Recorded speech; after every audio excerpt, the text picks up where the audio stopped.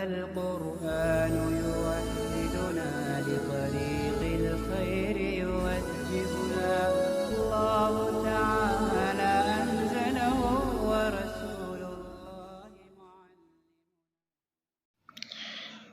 بسم اللہ الرحمن الرحیم۔ فصل فی ما یکرہ للمصلی، یہ فصل ان اشیاء کے بیان میں جو نماز پڑھنے والے کے لیے مکروہ ہے۔ یکرہ للمصلی سبعۃ و سبعون شیئا، نماز پڑھنے والے کے لیے 77 چیزیں مکروہ ہے۔ مکروہ کے لغوی معنی آتے ہیں ناپسندیدہ، اور شریعت کے اصطلاح میں مکروہ ان اعمال کے ارتکاب کو کہا جاتا ہے جن کی وجہ سے نماز تو فاسد نہیں ہوتی، البتہ کراہت کے درجات کے اعتبار سے نماز میں کمی آتی ہے، نماز کے ثواب میں کمی آ جاتی ہے۔ اس لیے پوری کوشش کرنی چاہیے کہ نماز میں کسی مکروہ فعل کا ارتکاب نہ ہو۔ مکروہ کی دو قسمیں ہیں، ایک ہے مکروہ تحریمی اور دوسرا ہے مکروہ تنزیہی، اور یہ ممانعت کی دلائل جو وارد ہوئے ہیں اس کے اعتبار سے ہیں۔ اگر کوئی ممانعت کسی ظنی الثبوت یا ظنی الدلالت دلیل سے ثابت ہے، یا وہ فعل ترک واجب کو شامل ہے، تو اس پر مکروہ تحریم کا اطلاق ہوگا۔ اگر ممانعت کی دلیل خلاف اولا یا ترک استحباب پر مبنی ہے تو اس فعل کو مکروہ تنزیہی کہا جائے گا۔ یہاں صاحب کتاب نے مکروہ تحریمی اور مکروہ تنزیہی جو نماز سے متعلق ہیں ان کو ایک ساتھ بیان کیا ہے، اور تقریباً ان کی تعداد 77 ہے۔ سب سے پہلے ہے ترک واجب او سنت عمدن، کسی واجب کا ترک کرنا یا کسی سنت کا ترک کرنا جان بوجھ کر۔ کعبثہ بثوبہ وبدنہ، جیسے کہ اس کا اپنے کپڑے یا بدن سے کھیلنا۔ پہلا مکروہ ہے کسی مصلی یعنی نماز پڑھنے والے کا جان بوجھ کر کسی واجب کو ترک کر دینا، جیسے تعدیل ارکان نماز کا ایک واجب رکن ہے، اگر کوئی جان بوجھ کر چھوڑ دیتا ہے تو اس کی نماز مکروہ تحریمی یعنی کراہت تحریمی کے ساتھ ادا ہوگی، اور وہ نماز وقت کے اندر واجب الاعادہ ہوگی۔ اسی طرح کسی سنت کو جان بوجھ کے چھوڑ دینا، جیسے نماز کے شروع میں اللہ کہتے وقت دونوں ہاتھوں کو کانوں کی لو تک اٹھانا، یہ مسنون ہے۔ اگر کوئی جان بوجھ کر چھوڑ دیتا ہے تو یہ اس کی نماز کراہت تنزیہی کے ساتھ ادا ہوگی۔ کعبثہ بثوبہ وبدنہ، اسی طرح آدمی نماز میں اپنے کپڑے اور اپنے بدن سے کھیلے، جیسے کہ عام طور پر لوگ بے خیالی میں نماز پڑھتے ہیں، کوئی نماز کی حالت میں اپنے داڑھی پر ہاتھ پھیرتے رہتا ہے، کوئی اپنے کپڑے کو درست کرتے رہتا ہے، تو یہ خواہ مخواہ کپڑے یا بدن کو ہاتھ لگا کر نماز پڑھنا یہ مکروہ تحریمی ہے۔ وقلب الحصى الا للسجود مرة، اور کنکریوں کا ہٹانا مگر سجدے کے لیے ایک مرتبہ۔ اگر سجدے کی جگہ کنکری پڑی ہوئی ہے، ہمارے زمانے کے اندر تو ماشاء اللہ اللہ کے فضل و کرم سے ایسی کوئی مسجد نہیں ہے جس کا فرش کنکریوں کا ہو۔ آج تو ہمارے زمانے میں جو ہے سنگ مرمر اور عمدہ قسم کے پتھر لگے ہوتے ہیں جس پر آدمی نماز پڑھتا ہے، سجدہ کرتا ہے، لیکن پہلے زمانے کے اندر جو مسجد کا فرش ہوا کرتا تھا وہ کچا ہوا کرتا تھا، اور اس پر چھوٹے چھوٹے کنکریاں بھی ہوا کرتی تھی، تو اگر سجدہ کرنے میں تکلیف ہو رہی ہے تو آدمی ایک مرتبہ سجدے کے لیے ہٹا سکتا ہے، بار بار ہٹائے گا تو اس کا فعل مکروہ ہوگا۔ وفرقعۃ الاصابع، اور انگلیوں کا چٹکانا، یہ بھی مکروہ تحریم ہے۔ وتشبیکھها، اور انگلیوں کا ایک دوسرے میں داخل کرنا۔ تو فرقعۃ کے معنی آتے ہیں چٹکانا، انگلیاں جیسے چٹکاتے ہیں نا آواز آتی ہے پٹ پٹ کی، اور تشبیک کہتے ہیں ایک ہاتھ کی انگلیوں کو دوسرے ہاتھ کی انگلیوں میں داخل کرنا، یہ بھی مکروہ ہے۔ اور اس کا تعلق دونوں سے ہے، یا تو نماز کے انتظار کی حالت میں، یا نماز کے لیے مسجد کے جانب جاتے ہوئے، اور نماز کے اندر سب کے اندر ممنوع ہے، اس لیے کہ نماز سے پہلے اگر آدمی کرے گا تو اس سے سستی پیدا ہوتی ہے، اور نماز کی حالت میں ظاہر سی بات ہے کہ مکروہ ہے ہی۔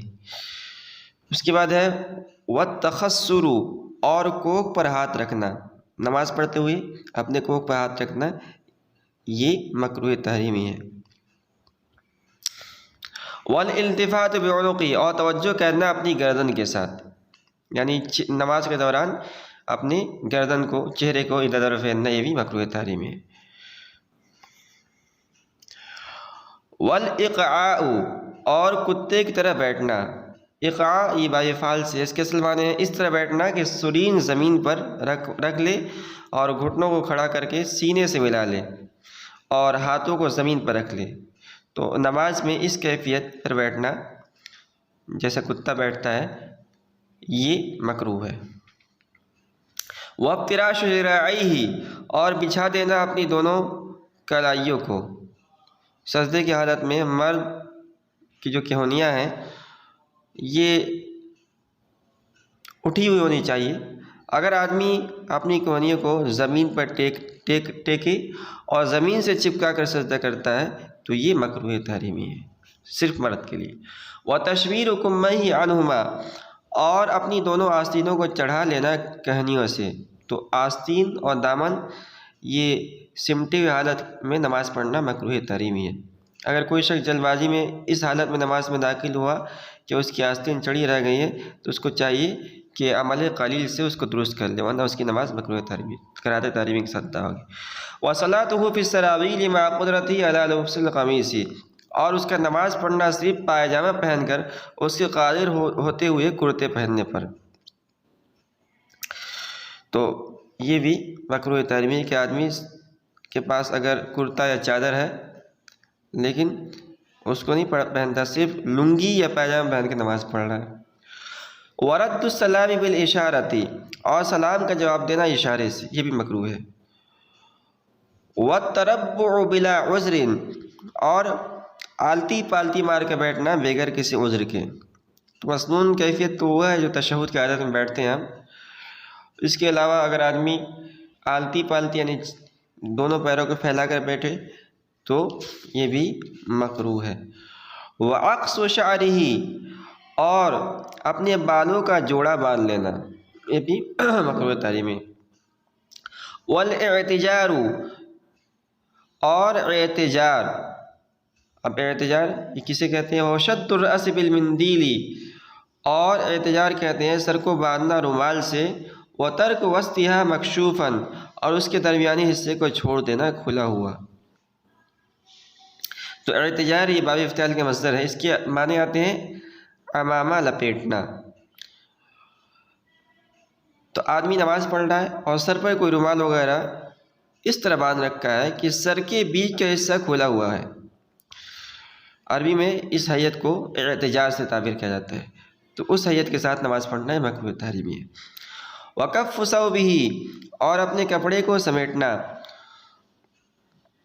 نماز میں کپڑے وغیرہ کو رکوع میں سجدے میں جاتے ہوئے سمیٹنا نہیں چاہیے۔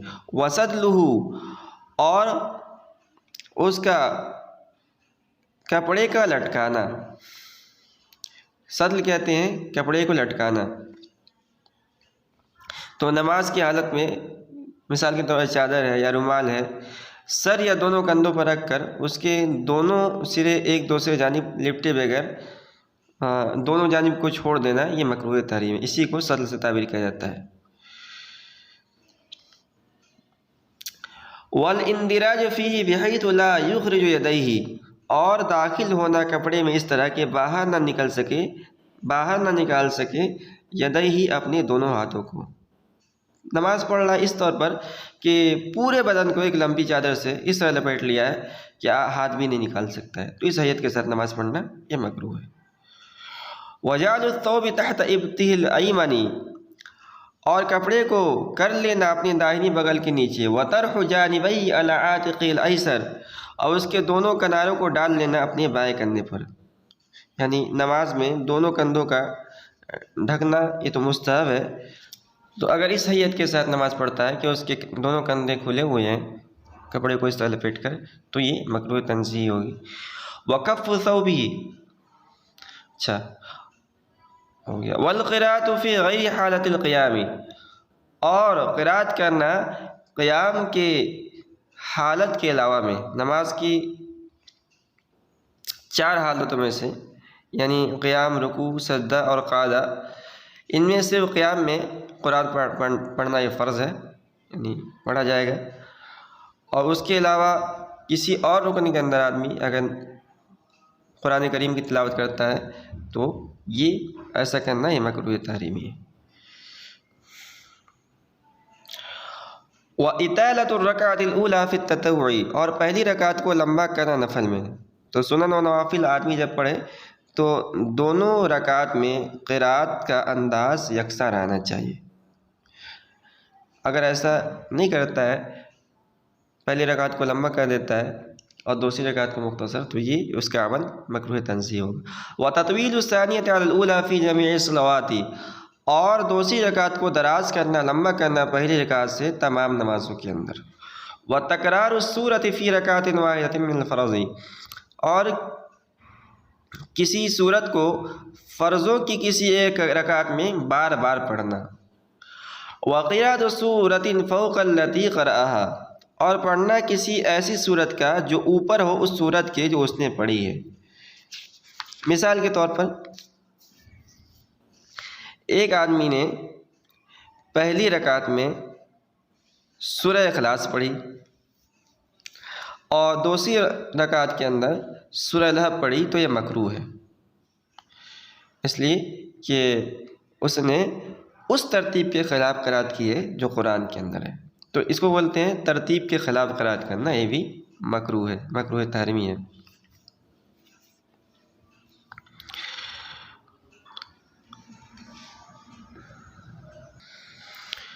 وَفَصْلُهُ بِسُورَةٍ بَيْنَ سُورَتَيْنِ قَرَأَهُمَا فِي رَكَعَتَيْنِ، اور اس کا فصل کر دینا کسی ایک سورت کے ساتھ، بین سورتین، ایسی دو سورتوں کے درمیان، قرأهما فی رکعتین، کہ ان دونوں کو پڑھا ہے اس نے 2 رکعت میں۔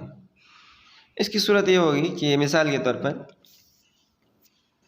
ایک آدمی نے پہلی رکعت میں اذا جاء نصر اللہ والفتح پڑھی، اس کے بعد دوسری رکعت میں قل هو اللہ احد پڑھ دیا، یعنی سورہ لہب کا بیچ میں فصل کر دیا۔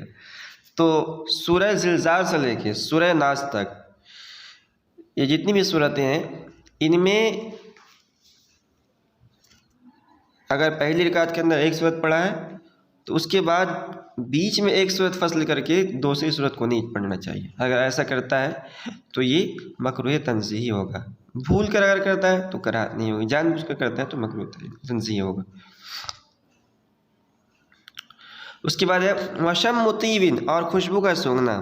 تو قصداً اگر نماز میں خوشبو کو سونگے تو یہ مکروہ تنزیہ ہے۔ وترویعہ بثوبہ او مروحۃ مرۃ او مرتین، اور اس کا ہوا کرنا اپنے کپڑے یا پنکھے سے 1 مرتبہ یا 2 مرتبہ۔ تو نماز پڑھتے ہوئے اگر مصلی خود اپنے دامن سے یا پنکھے سے ہوا کرتا ہے تو یہ 2 بار کرنا یہ مکروہ تحریمی ہے، کیونکہ اتنی مقدار میں عمل کثیر نہیں ہوگا، اور اگر مسلسل پنکھا کرتا رہا تو نماز فاسد ہو جائے گی عمل کثیر کی وجہ سے۔ وتحویل اصابع یدیہ اور رجلیہ عن القبلۃ، اور پھیر لینا اپنے ہاتھ یا پیروں کی انگلیوں کو قبلے کی طرف سے، فی السجود وغیرہ ہی، سجدے اور سجدے کے علاوہ کسی دوسرے رکن کے اندر۔ تو سجدے میں خاص طور پر اور دیگر ارکان کے اندر یہ کوشش کرنی چاہیے کہ ہاتھ اور پیروں کی انگلیاں یہ قبلے کی طرف ہوں۔ اگر ایسا نہیں کرتا ہے تو یہ مکروہ ہوگا۔ وترک وضع الیدین علی الرکبتین فی الرکوع، اور چھوڑ دینا اپنے ہاتھوں کے رکھنے کو علی الرکبتین، اپنے دونوں گھٹنوں پر، پھر رکوع کے اندر۔ تو رکوع کا طریقہ آ چکا ہے، مسنون طریقہ۔ رکوع کے وقت دونوں ہاتھوں سے گھٹنوں کو پکڑنا ہے، مسنون ہے۔ لہذا اگر کسی نے اس سنت کو ترک کر دیا تو اس کا یہ فعل مکروہ ہوگا، نہیں مکروہ تنزیہ ہوگا۔ والتثاؤب، اور جمائی لینا۔ تو اگر نماز میں جمائی آئے تو اس کو دفع کرنا چاہیے، دور کرنا چاہیے، حتی الامکان کوشش کرنا چاہیے. لیکن اگر بالقصد جمائی لے رہا ہے تو یہ اس کا عمل مکروہ تحریمی ہے. وَتَغْمِيزُ عَيْنَيْهِ اور اپنی آنکھوں کا بند کرنا یہ بھی مکروہ ہے، مکروہ تنزیہ. وَرَفْعُهُمَا لِلسَّمَاءِ اور ان دونوں کا اٹھانا آسمان کی طرف، نماز کے دوران آسمان کی طرف اپنی نگاہیں اٹھانا ایک مکروہ ہے، مکروہ تحریمی. وَالتَّمَطِّ اور انگڑائی لینا. وَالْعَمَلُ الْقَلِيلُ اور عمل قلیل کرنا.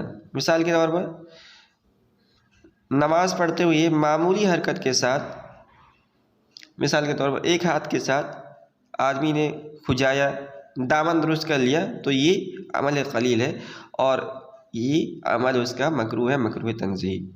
وَأَخْذُ قَبْلَةٍ وَقَتْلُهَا اور جوں پکڑنا اور اس کو مارنا، سر سے جوں نکالا اور اس کو مار دیا، یہ بھی اس کا عمل مکروہ ہے، کراہت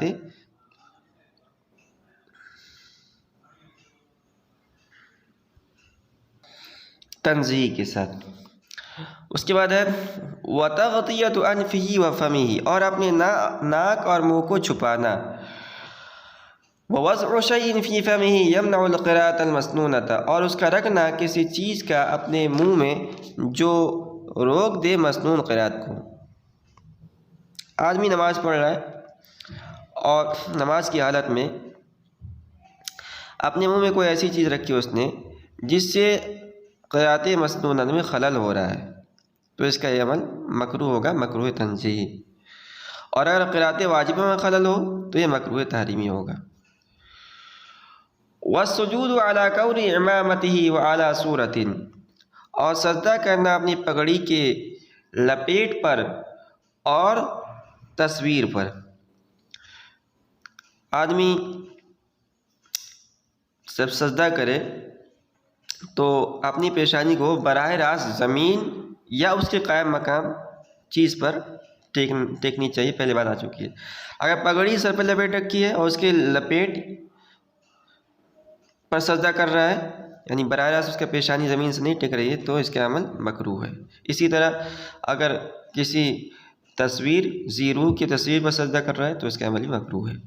والاقتصار وعلی الجبہۃ بلا عذر بالانف اور اکتفا کرنا صرف پیشانی پر بغیر عذر کے ناک میں، یعنی اگر کوئی شخص پیشانی پر سجدہ کرے اور ناک زمین پر نہ رکھے تو بھی اس کا سجدہ ادا ہو جائے گا، لیکن بلا عذر ایسا کرنا یہ مکروہ تحریمی ہے. والصلاۃ فی الطریق والحمام اور نماز پڑھنا راستے میں، چلتے ہوئے راستے میں نماز پڑھنا مکروہ تحریمی ہے. تو راستے سے الگ ہو کر ہٹ کر نماز پڑھنی چاہیے. اور اس کی وجہ یہ ہے کہ اگر آدمی چلتے ہوئے یعنی بیچ راستے کے اندر نماز پڑھ رہا ہے تو اطمینان قلب کے ساتھ آدمی نماز نہیں پڑھ پائے گا. والحمام اور حمام میں نماز پڑھنا، ظاہر سی بات ہے کہ یہ صاف ستھری جگہ نہیں ہے. وفی المخرج اور نماز پڑھنا بیت الخلاء میں. وفی المقبرۃ اور قبرستان میں نماز پڑھنا یہ مکروہ تحریمی ہے، کیونکہ وہاں نماز پڑھنے میں قبریں سامنے ہوں گی اور قبروں کو سامنے کر کے نماز پڑھنے کی ممانعت ہے. البتہ اگر ایسی جگہ نماز پڑھیں جہاں قبریں سامنے نہ ہوں، جیسا کہ بعض قبرستان میں الگ سے مصلی ٹائپ کے بنا دیا جاتا ہے، تو اس کی گنجائش ہے. وَأَرْضِ الْغَيْرِ بِلَا رِضَا اور کسی دوسرے کی زمین میں اس کی اجازت کے بغیر نماز پڑھنا یہ بھی مکروہ ہے، مکروہ تنزیہ.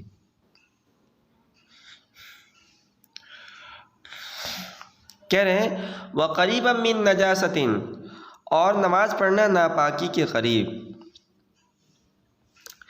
مثال کے طور پر ایک جگہ ہے اور وہاں گوبر ڈالا جاتا ہے اور اسی کے آس پاس آدمی نے مصلی بھی جائے نماز پڑھنی شروع کر دی تو یہ مکروہ ہے. وَمُدَافِعًا لِأَحَدِ الْأَخْبَثَيْنِ أَوِ الرِّيحِ اور نماز پڑھنا اس حال میں کہ دور کرنے والا ہو پیشاب پاخانہ میں سے کسی ایک کو یا ریح کو. تو اس کو کہتے ہیں حدیث میں اس کے لیے جو لفظ آیا ہے حاقن کا لفظ ہے. حاقن یعنی آدمی پیشاب یا پاخانے کو روک کر نماز پڑھے یا ریح کو ہوا کو روک کر نماز پڑھے تو یہ مکروہ ہے. وَمَعَ نَجَاسَةِ غَيْرِ مَانِعَةٍ إِلَّا إِذَا خَافَ فَوْتَ الْوَقْتِ أَوِ الْجَمَاعَةِ، اور اسی طرح نماز پڑھنا ایسی ناپاکی کے ساتھ جو نماز کے لیے مانع نہ ہو مگر جب کہ خوف ہو وقت کے وقت کے فوت ہو جانے کا یا جماعت کے فوت ہو جانے کا۔ وَإِلَّا نُدِبَ قَطْعُهُمَا، ورنہ مستحب ہے ان دونوں کا ہٹا دینا۔ تو مثال کے طور پر ایک آدمی ہے اور اس کے بدن یا کپڑے پر 1 درہم جو کہ 3 گرام اور 62 ملی گرام ہوتا ہے، نجاست غلیظہ، مثال کے طور پر خون یا پیشاب وغیرہ لگ گیا اس پر، تو اتنی مقدار تو معاف ہے۔ تو اس کے ساتھ اگر آدمی نماز پڑھتا ہے تو اس کا نماز پڑھنا یہ مکروہ ہوگا۔ لیکن اگر آدمی دیکھ رہا ہے کہ میں جاؤں گا اور جا کر اس نجاست کو دور کروں گا پھر آؤں گا تو نماز میری فوت ہو جائے گی، یا وقت ختم ہو جائے گا تو اس کے ساتھ نماز پڑھ سکتا ہے۔ وَالصَّلَاةُ فِي ثِيَابِ الْبِزْلَةِ، اور نماز پڑھنا معمولی کپڑوں میں، وَمَكْشُوفَ الرَّأْسِ، اور کھلے سر، لَا لِلتَّذَلُّلِ وَالتَّضَرُّعِ، کہہ رہے ہیں کہ نہ کہ خاکساری اور عاجزی کی وجہ سے۔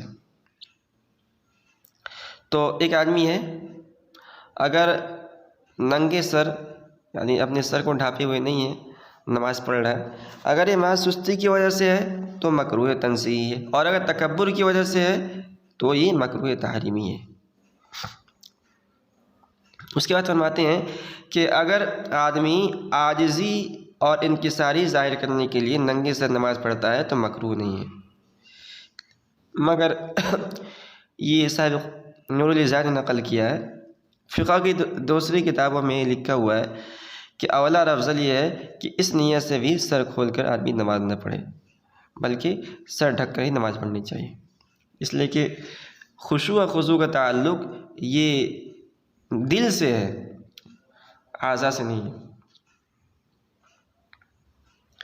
وَبِحَسْرِ طَعَامٍ يَمِيلُ إِلَيْهِ، اور نماز پڑھنا مکروہ ہے کھانے کے موجودگی میں اور اس کی طرف انسان کا دل مائل ہو، اس لیے کہ اس میں بھی اطمینان قلب حاصل نہیں ہوگا، کھانا سامنے، بھوک لگی ہوئی ہے، آدمی نماز پڑھ رہا ہے۔ وَمَا يَشْغِلُ الْبَالَ، اور نماز پڑھنا ایسی حالت میں، ایسی کیفیت کے ساتھ یا ایسی چیز کے ساتھ جو مشغول کر دے دل کو، وَيُخِلُّ بِالْخُشُوعِ، اور خلل ڈال دے خشوع میں۔ مثال کے طور پر اگر کوئی شخص سامنے قبلہ کی جانب پش کر کے بیٹھا ہوا ہو اور اس کا رخ نمازی کی جانب ہو تو عین اس کے سامنے نماز پڑھنا مکروہ تحریم ہے۔ کیوں؟ کیونکہ اس کی طرف دیکھ رہا ہے، اب وہ نماز پڑھ رہا ہے اور یہ نمازی کی طرف بالکل آنکھوں میں آنکھوں ڈال کے دیکھ رہا ہے تو یہ مکروہ ہوگا۔ اس کے بعد ہے وَعَدُّ الْآيِ وَالتَّسْبِيحِ بِالْيَدِ، اور اسی طرح شمار کرنا آیتوں اور تسبیح کا ہاتھ سے، یہ بھی مکروہ ہے۔ وَقِيَامُ الْإِمَامِ فِي الْمِحْرَابِ، اور امام کا کھڑا ہونا محراب کے اندر۔ آدمی امام صاحب نماز پڑھا رہے ہیں تو ان کو چاہیے کہ اس طرح کھڑے ہوں کہ دونوں قدم یہ محراب سے باہر ہوں، محراب کے اندر داخل نہ ہو، اگر داخل ہے تو مکروہ تنزیہی ہے۔ لیکن اگر بھیڑ کی وجہ سے یعنی بہت زیادہ نمازی کثرت ہے اس کی وجہ سے اگر محراب کے اندر کھڑے ہو جائیں تو جائز ہے، کراہت نہیں آئے گی۔ او اعلی مکان او الارض وحدہ، یا اونچی جگہ پر یا زمین پر کھڑا ہونا اکیلا، جماعت کے ساتھ نماز ہو رہی ہے اور امام صاحب اکیلے کسی اونچی جگہ پر کھڑے ہیں تو یہ عمل مکروہ تحریم ہوگا، اس لیے کہ حضور پاک صلی اللہ علیہ وسلم نے اس کی ممانعت فرمائی ہے۔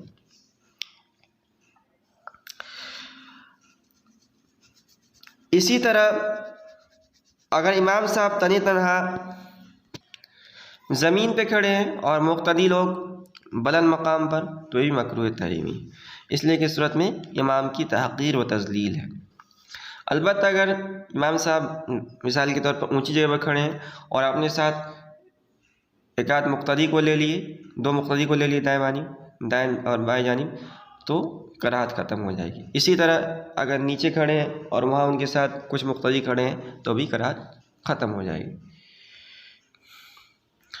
والقیام خلف صف فیہ فرجۃ، اور کھڑا ہونا ایسے صف کے پیچھے کہ جس میں کشادگی ہو، جماعت کے ساتھ نماز ہو رہی ہے اور اگلی صف میں جگہ خالی ہے، پھر بھی کوئی شخص پچھلی صف میں تنہا کھڑا ہو گیا تو اس کا عمل مکروہ تحریمی ہوگا۔